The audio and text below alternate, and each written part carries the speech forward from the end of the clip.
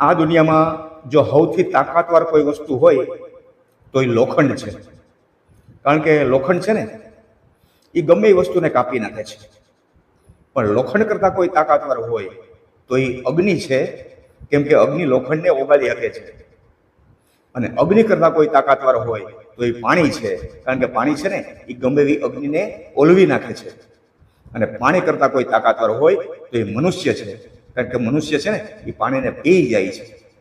અને મનુષ્ય કરતાં કોઈ તાકાતવાર હોય તો એ મૃત્યુ છે. કારણ કે ગમે એ માણસને એક વખત મૃત્યુ તો આવવાનું જ છે. અને મૃત્યુથી કોઈ તાકાતવાર હોય તો એ ભક્તિ છે. કારણ કે ભક્તિ છે ને એ મૃત્યુને પણ મોક્ષમાં પલટાવી નાખે છે. આ દુનિયામાં જો સૌથી તાકાતવાર કોઈ વસ્તુ હોય તો એ લોખંડ છે. કારણ કે લોખંડ છે ને એ ગમે એ વસ્તુને કાપી નાખે છે. પણ લોખંડ કરતાં કોઈ તાકાતવાર હોય તો એ અગ્નિ છે. કેમ કે અગ્નિ લોખંડને ઓગાળી શકે છે.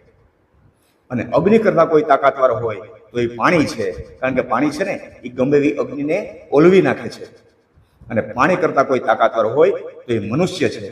કારણ કે મનુષ્ય છે ને એ પાણીને પી જાય છે.